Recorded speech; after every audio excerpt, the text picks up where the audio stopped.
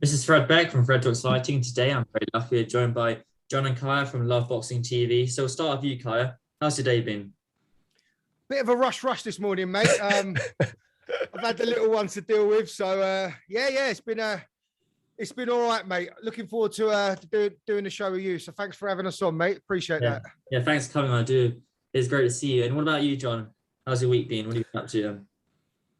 Same. We've both of us. We've got like young families, so yeah, just trying to do Love Boxing TV, spin the plates with the missus, the kids, and it's not easy. It's not easy, but yeah, we're here anyway. Yeah, looking forward since you both have kids, what was the lockdown like with kids then?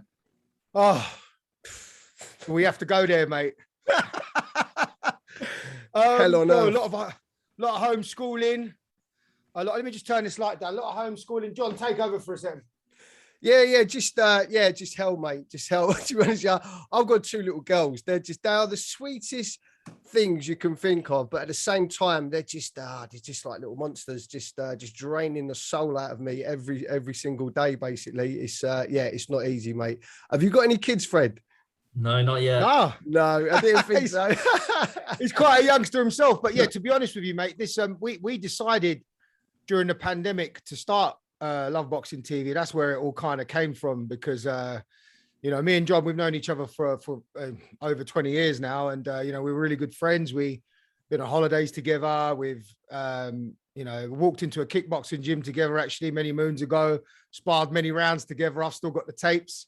And we'll release them one day. I don't know when, but so we decided, look, we're quite chatty guys, and we love talking about boxing. After every major card, we'd sit down and we'd just have 20-minute, 30-minute conversations about the card, and before you know it, we just spent all afternoon, all morning talking about it. So we thought, you know what, let's take it to camera. Not much else to do. We wasn't working at the time, so we just thought, give it a go. And it seems to be well received so far. Yeah, it certainly does. 2,000 subscribers in less than a year. It's quite impressive. But why don't you guys do a video then? Both of you reacting to the sparring then. That would do good views. Oh, with us? Yeah, both of you reacting to the sparring footage. To be honest, maybe one day. You never know. Yeah. All right, I want to talk. We'll start off with a few fights. I want to talk about. Enough. No, listen, we both landed some shots that day, and I'm sure if we freeze framed it a little bit, we'd be able to pick out little moments where we both had some success. But do you know what? As well, like John was always he was always quite flexible, so he was really good with his legs. He could kick you in the head from a standing start. I wasn't that great with my legs. I was better with my hands. So I was better on the inside. He was better on the outside. Let's just leave it at that. He talks some shit, doesn't he? He still. This is what happens on our channel. He just goes off on one. What are you talking about, man? But we'll see. We'll see how the channel goes. He's lucky he's not in the same room as me when we're doing the channel half the time. Listen, mate, it's never too late for a charity bout. I was talking about fighting, Fred. I had a little nose around on your Instagram, mate. You keeping that one a bit stum? Very impressive. No one knows about it. You need to promote that. You're looking tasty on the pads there, mate. I watched your last bout. Was it second round TKO? Was it? No, that's from a while back. That was from. Oh, really? Yeah. That was from. I think it was 2019. I think. Yeah. It was good. A couple of years ago. Yeah, a few years ago now. And now I'm at college, second year in college. So we're kind of moving on with the college and then the interviews. But one thing we'll start with the Canelo Alvarez fight. Okay. A few notes from that. Do you feel that a lot of people can't get my words out here. Do you feel a lot of people are underestimating Caleb Plant then? We'll start with you, John. Yeah, do you know what? We did a preview. I've done my research on Caleb Plant, and I'll say this, is that he's got a fantastic jab. He's got a really, really nice jab, fast jab, triple jab, double jab. He sort of dips to the side. He can sort of do this sort of screw shot jab. His main attribute, though, he just throws it from the hip, Larry Holmes style, and he'll do something with his right hand to disorientate his opponent. And he works everything off it, whether he's on defense or whether he's going forward. Everything comes off that jab. So it's going to be interesting to me, because I think it's going to take Canelo a few rounds to figure out Caleb Plant. He ain't just going to walk in there and slip and slide and then just take Caleb Plant out of there. He's too defense-minded and he doesn't take risks, Caleb Plant. So it's going to be interesting to say Canelo, offensively, there's no one better than Canelo walking forward and moving his head. But then he's up against someone like, Caleb Plant, who's got a fantastic jab. So, yeah, I don't think Caleb Plant's going to win the fight, but I think he'll give Canelo more problems than people think. Yeah, certainly. And you, John? Oh, sorry, Kaya? Kaya, never mind, it's fine. Kaya. Listen, mate, I'm just a little bit like, all these Caleb Plant fans have just come out of nowhere, as far as I'm concerned. Like, before this fight was called, Caleb Plant had fought nobody. He's, quite substandard in terms of how, his opponents and, does he even beat Billy Joe Saunders? I would say no. Caleb Plant wouldn't beat Billy Joe Saunders. He wouldn't beat Benavidez. He wouldn't beat some of the top echelon 168 pounders. I don't think he beats those. But all of a sudden, as the fight grows closer, everyone's giving him a chance, which I find insane to me. I think he has less of a chance than Callum Smith and Billy Joe Saunders. He's not been tested to any level really, Caleb Plant, to suggest that he's going to do some rounds or even cause Canelo any problems in this fight for me. So I think it's going to be very one-sided. I think the fight will go on as long as Canelo wants it to go on. And as soon as he puts his foot down, I think he ends the fight whenever he wants that to be. He did say he predicted there was going to be 7 to 9 rounds, I think. But since you mentioned Billy Joe Saunders there, do you kind of see similarities with the styles of Caleb Plant and Billy Joe Saunders then, John? Do you know what? You should throw this question to Kaya because he's got a hard on for fucking Billy Joe Saunders. And look what happened to Billy Joe Saunders. He got his face broken too. And listen, yeah, Billy Joe Saunders. See, look, I'm all disorientated. My lighting's all wrong. I'm sorry, Fred. I'll be a lot more professional next time. But listen, look, Billy Joe Saunders, for me, that fight when it ended was 4-4 against Canelo. You can laugh if you like. You can laugh if you like. I think I had a 5-3 at the time. There you go. So it's not. There you go, Fred. So it's not like. What does it matter? What does it matter if let me finish, John? 5-3? Let me finish. You always got to talk, isn't you? It's like you just talk too much. That's your problem. Shit, that's why. Right. So, yeah. Sorry, what was the original question, Fred? You said it was 4-4 with Billy Joe Saunders. Did he see any similarities? No, Fred asked me a question before you rudely interrupted. I had a 5-3 to Canelo on the scorecards. But what did you have it, John? What was your scorecard? He's probably had it 7. He had probably at 7-1. I'd imagine. Yeah, it was 5-3. To be honest with you, I can't remember. All I know is that Canelo was taking a few rounds, download the information, figure Billy Joe Saunders out, and it was only going one way. And that was that. And that's all she wrote. He looked bigger, he looked stronger. Billy Joe Saunders looked out of his depth, and he got his face broken in two. I think the question was how does Billy Joe fare against Caleb Plant? I think Billy Joe schools Caleb Plant. I think Billy Joe will come back eventually. When all the money runs out on yellow Lamborghinis and all the other stuff he spend his money on. So I think he will come back. I think by then Canelo will disappear up to 175, start cleaning up there, and the 168 division becomes wide open again. And I think Billy Joe's a major player in that. No one can tell me or you can tell me what you want, but I'm going to disagree with you that he didn't have a lot of success in that fight. I'm not saying that I'm saying that Canelo didn't allow him to have success. I thought Billy Joe was very smart in the way he done things as well in there. I just feel like the pacing was a little bit wrong. And when it got to round 8, I think he was blowing out of his arsehole. And then after that, that's all she wrote. I don't think Billy Joe Saunders is a super middleweight either. I think he's a lazy super middleweight. I think if he was to... I think he's more of a middleweight, yeah. Yeah. I remember I took the weigh-in for Cameron McGee and someone that came over to Coogan. And I was like, oh, yeah, do you think Billy's going to come back? And Coogan said, I don't think so. And Coogan knows Billy quite well. I think he'll come back, but I don't know where. Do you? Yeah, I think he'll come back. Against who? Chris Eubank or someone like that? I don't know. I don't think he'll want to go out on a... Well, he is the best stage of them all, actually. How many were in that stadium? What, 60,000? Yeah. Yeah, exactly, I mean, he's not... Do you think, Fred, that Billy Joe Saunders, Chris Eubank, who wins that fight? Well, I don't know. I don't like to give predictions. I don't want to burn any bridges being the interview. Oh, because, you do the interviews. Fair enough. It's fair enough. But yeah, I would obviously like to see that fight. That would probably be on, Sky Sports pay-per-view. Definitely. I'd like to see the build-up on that fight. Definitely get some views to the press conference, stuff like that. But I remember Billy always saying that, because he manages fighters, Dante Dixon, Louis Edmondson. I remember him always saying, oh, yeah, I'll give Louis Edmondson to fight Chris Eubank. So I don't know if he really is gonna fight him. But what about you see Canelo? How do you think Canelo approaches this fight, Caleb Plant? Do you think he kind of approaches it the same way as he did with the Billy Joe Saunders fight? Yeah, listen, yeah, exactly that, Fred. I think it's the same sort of deal. You said it yourself. I think he's stylistically, Caleb Plant does a lot of things that are quite similar to Billy Joe. Very elusive fighter, doesn't like to get hit. You know, he kind of takes enjoyment in, slipping out of the way and making you look stupid, much like Billy Joe, you know. So I think the fight's going to go in a similar sort of way. I think he'll huff and puff a little bit, Caleb Plant, but I think eventually, soon as that, as soon as the range gets closed, I think, and the power shots start landing, and we see what happened in the press conference, little slap cut his eye. He's still got a scar under his eye, by the way. But I mean, look, I think it's going to be exactly the same, mate.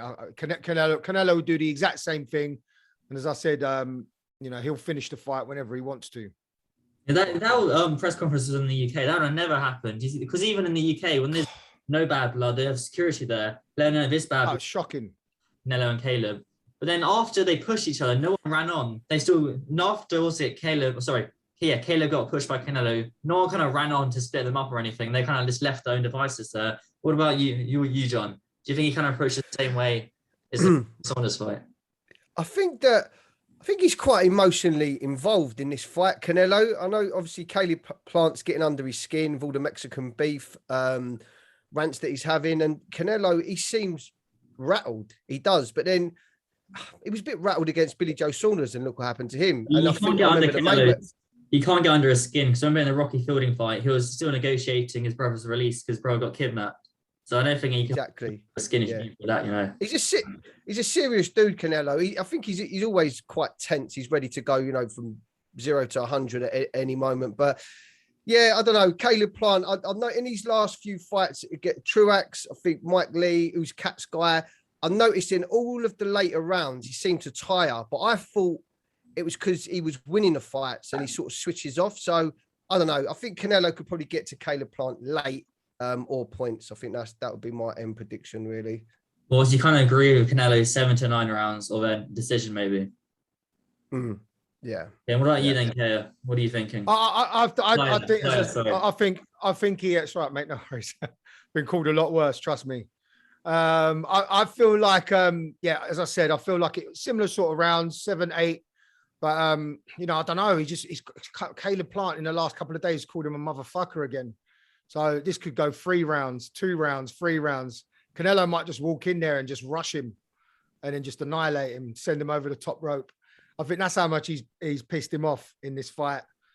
I think he's done it deliberately to try and get Canelo to open up somehow so he can counter him. But Caleb Plant is not a concussive one-punch knockout artist. I mean, you could say Triple G was that, right? Triple G landed on him, flushed, didn't budge him, right? So Caleb Plant's got no hope of stopping Canelo in any way. I mean, Caleb Plant can't win this fight in any way. There's no, you can't give him a chance to win it in any way. So, yeah, I think he'll go earlier than Billy Joe. If you're also confident on Canelo, are you going to bet anything on him then? Yeah, I might do. We're going to start doing that, aren't we, John? We're thinking about creating some sort of, I don't know, betting community. Sounds a bit bad, doesn't it, when I put it like that? I'm trying to encourage people to bet. But I mean, because we often have a lot of predictions and we have people in our comments. Accumulators.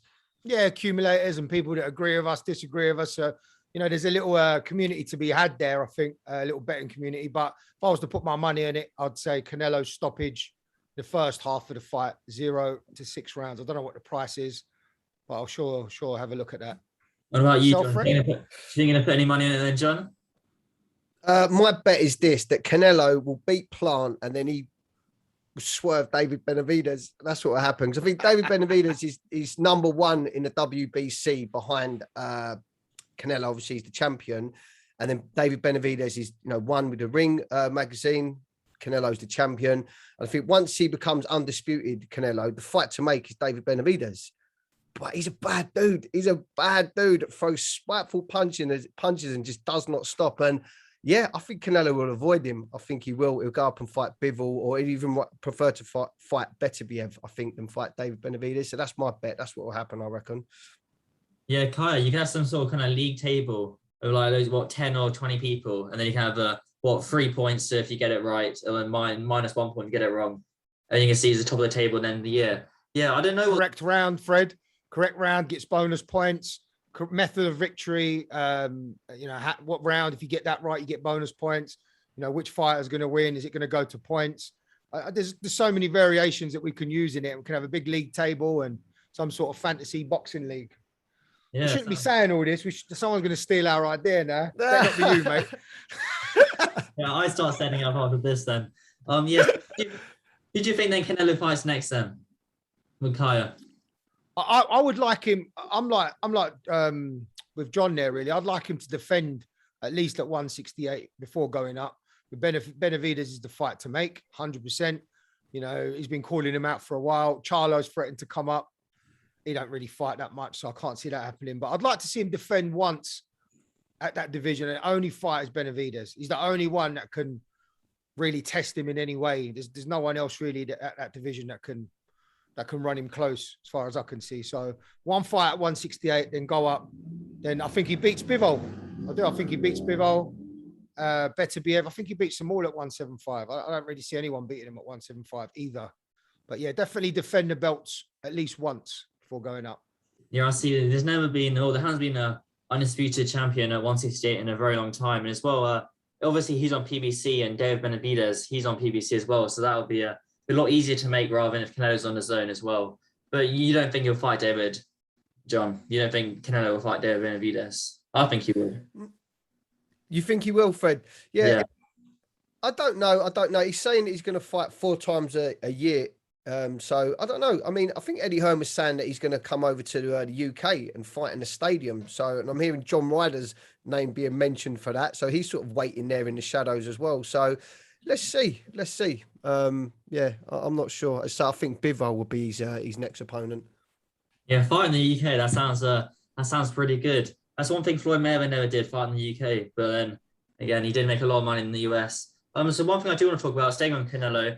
What do you guys think of the words he said about Ryan Garcia? We'll start with you, Kaya. It's fair enough. I think it's fair enough. You can't argue with it. He sees him every day. If he's like, coming into training at 10 a.m. and not starting early enough and not turning up for sparring sessions or, all the stuff he accused him of, he's not going to lie about it, is he? So, I think he probably just wants the best for him, and he sees the talent there. But, Ryan Garcia's fought 3 times in 3 years. Correct me if I'm wrong, Fred, John, or anyone in the comments. It's just not enough. And, the mental health thing, if he suffers from mental health, that's bad. We don't want that for anyone. But then, while he was suffering from mental health, he was online, insulting Devin Haney after the Jorge Linares fight, saying, I would have stopped you or something. I can't remember what he said exactly. So, which side of the fence are you on, Ryan Garcia? Obviously, this recent injury with the Jojo Diaz situation, he's posted picture of himself in hospital, so we can't say that was fabricated. But yeah, he's got to get moving, mate. If he wants to become an all-time great, like he says he wants to, he's got to get moving. And if Canelo says that, then you've got to kind of believe him, haven't you? I think. I mean, in 2019, he fought Jose Lopez, and then at the end of 2019, he fought Romero Juno, and then 2020, Francisco Fonseca, and then the first month of 2021 in January, he fought Luke Campbell. Luke Campbell win is very, very impressive. But what about you then, John? What do you think about the situation? All these young boxers is difficult for them, especially like nowadays with social media, all of the temptation. So, yeah, I get it. I just think, is it reverse psychology from Canelo, tough love, trying to get him to, every man has to look deep within themselves and, get that moment where they just switch and go, right, I'm going to be that guy. And I don't know. Let's see if it happens. I mean, all this talk of Ryan Garcia, I know we're going to talk about Devin Haney in a minute, like Ryan Garcia, Devin Haney, Lopez, Lima, the 4 Kings. It's just nonsense. You just said it there. Like Ryan Garcia, Fonseca, Luke Campbell. It's like, and Luke Campbell, was he 33 when he beat him, and he got knocked down in that fight. He's a good fighter, Garcia, but he ain't elite. No way. He's still got, a few fights to prove himself that he's at that level, as has Devin Haney, which we're about to find out. Is he the real deal or not? Can he separate himself from the bunch below? I don't know. I don't know what he's going to do, Ryan Garcia, to be honest with you. I think to be fair on Ryan Garcia, the Luke Campbell win is very impressive because Prime Loma couldn't stop Luke Campbell, Prime Alvarez couldn't stop him, but then Ryan Garcia did, to be fair, with a body shot as well. And I was, to be fair, he is lightning. He's absolutely lightning, Garcia. But you've got to do that. You know, you've got to go and do that against Jojo Diaz. You've got to go and fight Devin Haney. You've got to go and fight all these guys and do that consistently. And then everyone could be like, oh, right, yeah, you are the real deal. But let's see. Yeah. so just staying on, so I don't take too much of time. To stay on the lightweight division, where would you rank with the lightweights? You got Devin Haney, Ryan Garcia, Gervonta Davis, and Lomachenko, and Teofimo Lopez. We'll start with you, Kea. I would say Loma's still number one, and I know that's stupid to say because Teofimo beat him. I feel like it was just a bit of an under par Loma. Listen, I'd have to put them both. I don't want to backtrack here, but I've always said Lomachenko's going to be avoided. I think Lopez don't want to fight him again. Made that very clear. So it's hard for me to say that Lomachenko isn't number one. You know, he's just signed to fight Richard Commey. He's just fought Nakatani. He's just fighting everyone. And Lopez is messing around with Cambosis. Hopefully that whole saga ends soon. But look, Devin Haney as well, you'd have to put him up there. But if I was to put him in order, I'd have to say Lomachenko, very, very close second, Teofimo Lopez. Slightly under him would be Devin Haney, just based on wins. Gervonta's at the bottom for me. Forget about Gervonta right now. Have you seen his replacement for Rolly Romero? It's ridiculous. Isaac Cruz, right? And who else was there? Did you say Fred that was in that mix? Ryan Garcia. Yeah, so Garcia and Gervonta Davis rolling around together at the bottom somewhere because they're just Gervonta because he doesn't fight anyone of any note really. And doesn't defend the belts, and Ryan Garcia because he's so inactive. But those three, I think, have pulled away. Devin Haney and the other two. Okay, do you agree with what you said, John? No, joking. No, I see. Yeah, I think Lopez has to be number one. He just beat Lomachenko, so if he's not number one, then fight him again in boxing. Fight him again. He just beat. He will. He's going to do his mandatory first. No, he's not. He's probably going to run up to 140, and he knows Loma's too small for that. But he's just beat the guy, hasn't he? So he's beat Lomachenko. So I think he's number one. Loma number two. And then the thing is, like with Devin Haney, Garcia, it's like, can you separate yourself from that middle bunch? And having a fight against Jojo Diaz, former world champion, this is where we see, like, let's see the class of you now, Devin Haney. Are you that elite level? So, I thought he'd done what, like, people want to see fighters stop fighters. So the thing with Devin Haney, he's got a great jab. He can fight at range. And it's as if he can do 12 rounds without ever getting hit, But people don't want to see that. It's like Shaka Stevenson when he beat that Nakafila. No one was really talking about it. But then as soon as Shaka Stevenson fought Jamal Herring and then he stuck it on him and he sort of went for the kill, and everyone's like, wow, Stevenson's the next Mayweather. That's what people want to see is big time boxing. So I think Haney needs to get in there with Jojo Diaz, who is a contender. I know Kai's got a hard on for him. He really likes Jojo Diaz. So he's a proper contender, right? I say he's a proper contender. I don't think he's the elite level world champion, but he's a quality fighter. So if Haney can get in there and do a number on him, it's like, you start to separate yourself from that mid-table and you start getting in the same conversation as Lopez and Loma. So I mean, I've got him, I don't know, third, fourth with Garcia. I think Haney and Garcia have fought each other 4 times in the amateurs and it's 2 apiece. They're there or thereabouts. Let's see who they fight. And Tank Davis, I can't even bother to talk about that guy and he's just skipping in between. He's just skipping it. But the thing is so frustrating. I rate him. I think he's an excellent fighter. But it's the fact that he's skipping in between featherweight, super featherweight, lightweight. Just picking these poxy WBA belts. Who did he fight? Just Mario Barrios. And he don't want to fight these guys in the lightweight division. So until he does, I don't want to talk about the guy, to be honest with you. Just quickly on Devin Haney. I mean, I really liked his performance against Jorge Linares. I said it on one of our shows. I thought he could have just coasted to a shutout pretty much. He was schooling him, boxing his ear holes off. And he thought, you know what, I'm going to try and stop him. And he went for the kill and nearly got knocked out himself. I don't mind that. Everyone's digging him out about it. And I was like, you know what? No, don't dig him out about that. He's gone in there. He's tried to make a statement and stop this legend, right? But, you know, you're coming up against still Jorge Linares, that regardless of how old he is. So I quite like that performance from Devin Haney. I like the fact that he does call out people. And I believe when Devin Haney says he's going to fight someone, I believe he actually wants to fight him. Whereas when Gervonta does it or Ryan Garcia, I'm like, you're full of shit, mate. You don't really mean that. So with Devin Haney, now he's fight. Well, it's not been signed yet, the Jojo Diaz fight. That is a tough fight for him because Jojo Diaz essentially was originally a featherweight, won the IBF belt at super feather. Now, you know, obviously he was drained and he's a Rakimov fight, lost the belt on the scales, but still put in a performance, even though I thought he lost the fight by a round, still come away with a draw. Goes up to 135 where he should have been anyway, and gets a really good victory against Javier Fortuna in his last fight. You know, won that fight quite convincingly against a really good opponent. So this is a real good test for Devin Haney. We're going to see exactly where Devin Haney is after this fight, because that is not an easy fight for him. Tricky southpaw, real come forward Mexican sort of style Jojo Diaz has. So we'll see what Devin Haney's made of after this one. That's provided it's made. And Diaz, I think he's 28. So yeah, he's the right age. You say Linares was older, wasn't he? Do you know what I mean? And I think, didn't it, Jojo Diaz, he won the IBF belt, didn't he, against Tevin Farmer? Yeah, he's a tricky dude.